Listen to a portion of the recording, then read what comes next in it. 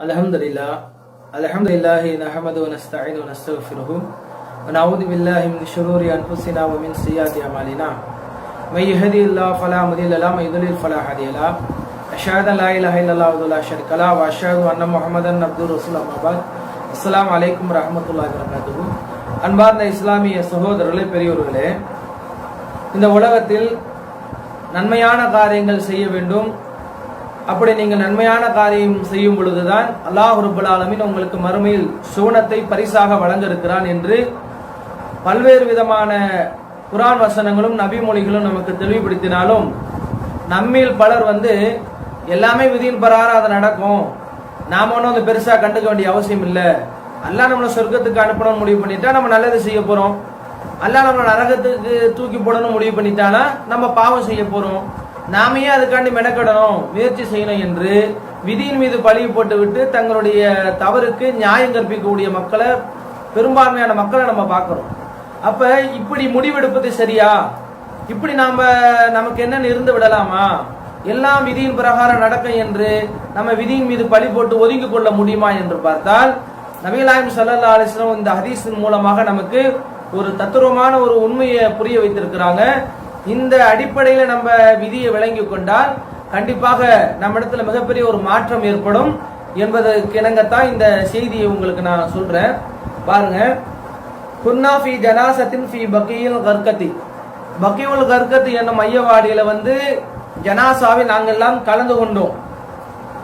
ஃபாத்தானன் நபியு ஸல்லல்லாஹு அலைஹி வஸல்லம் ஃபகஅத, ரசூலா கலந்த பிறகு என்ன செய்யறாங்கன்னா அந்த இடத்துல அமர ஆரம்பித்தார்கள். வகஅதனா ஹவுலஹு, நாங்களும் ரசூல் ஸல்லல்லாஹு அலைஹி வஸல்லம் சுத்தி உட்கார ஆரம்பித்தோம். அப்ப நபிகள் நாயகம் ஸல்லல்லாஹு அலைஹி வஸல்லம் கையில ஒரு குச்சி வச்சிருந்தாங்க. குச்சி வச்சிருந்தா அவங்க அது கீழே போட்டு சும்மா அப்படி கீறிக்கிட்டு எங்க கிட்ட பேச ஆரம்பித்தார்கள்.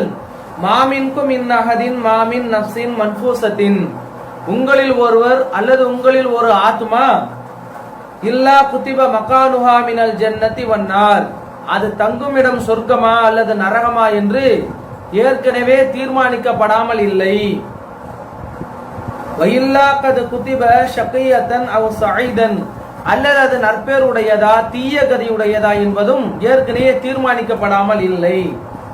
அப்ப அங்க இருந்த சஹாபி கேட்கிறார், ஃபகால ரஜுலுன் யா ரசூலல்லாஹ், அல்லாஹ்வுடைய தூதரே, அஃபலா நத்தகிலு அலா கிதாபினா வ நதஉல் அமல், ஏற்கனவே தீர்மானிக்கப்பட்ட விஷயத்திற்கு நாங்கள் அமல் செய்யாமல் இருந்து விடலாமா? அதான் ஏற்கனவே தீர்மானிக்கப்பட்டிருச்சுல, இவர் சொர்க்கத்துக்கு போவாரா நரகத்துக்கு போவாரான்னு, அப்ப நாங்க அமல் செய்யாம இருந்து விடலாமா என்று கேள்வி எழுப்புகிறார்.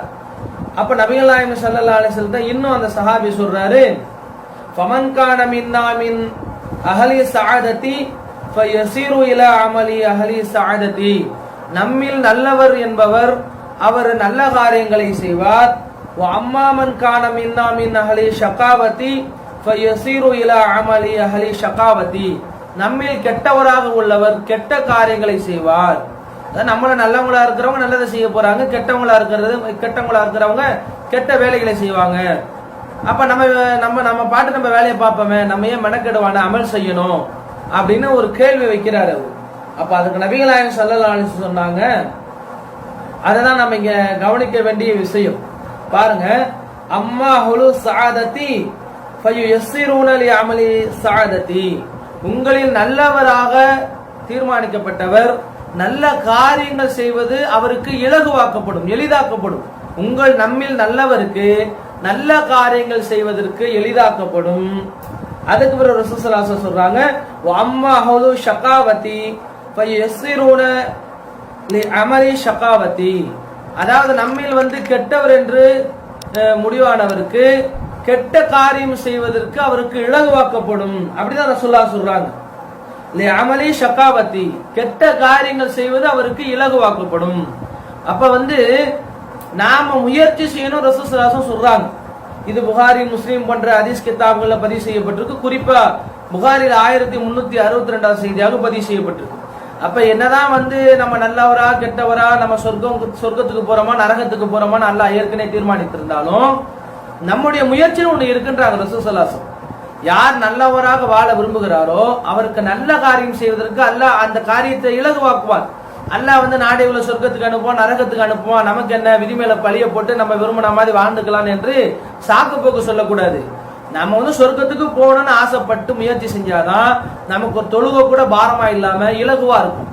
நம்ம ஒருத்தங்களுக்கு தர்மம் கொடுக்கறது கூட மனசோர நம்ம உள்ளத்துல கஞ்சத்தனம் இருக்காது. 30 நோன்பு வைக்கணும்னு சொல்லி நமக்கு பெரும் சிரமமா இருக்காது. அந்த 30 ரொம்ப லேசா இருக்கும். நம்ம இடத்துல காசு பணம் இருந்தாலும் வீண்வரையும் செய்ய மாட்டோம், அல்லாஹ்வுடைய பாதையில செலவழிப்போம், ஒரு ஹஜ்ஜிக்கு போவோம். எல்லா நன்மையான காரியங்களும் நமக்கு விருப்பமானதாக இலகுவானதாக மாறிடும் நீங்க முயற்சி செய்தால். யார் முயற்சி செய்யலையோ, யார் அதை விரும்பலையோ, அப்ப அவங்களுக்கு பாவமான காரியங்கள் என்ன, அவங்களுக்கு அது ரொம்ப இலகுவாயிரும்.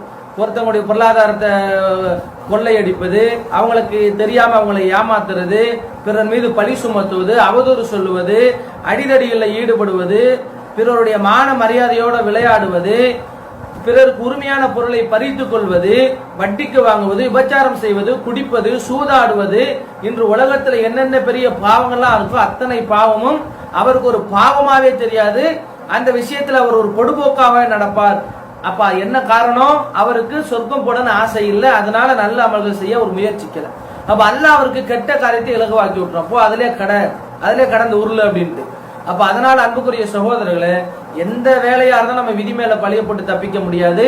நாம சொர்க்கத்துக்கு போக வேண்டும் என்று நம்ம எண்ணினால், ஆசைப்பட்டால் அதற்கு முயற்சி செய்ய வேண்டும். அப்படி நீங்கள் முயற்சி செய்தால் அல்லாஹ் உங்களுக்கு நன்மையான காரியத்தை இலகுவாக்கி தருவான். அப்ப நாம எல்லாரும் என்ன செய்யணும், விதியின் மீது பழிய போட்டு விட்டு ஒதுங்கி விடாம நாம முயற்சி செய்யக்கூடிய நல்ல மக்களாக இருக்க வேண்டும். இன்னொரு நபி மொழியுடன் இன்ஷா அல்லாஹ் உங்களை நான் சந்திக்கிறேன். வாஹிர் தாவானா அல்ஹம்துலில்லாஹி ரப்பில் ஆலமீன். அஸ்ஸலாமு அலைக்கும் வரஹ்மத்துல்லாஹி வபரகாத்துஹு.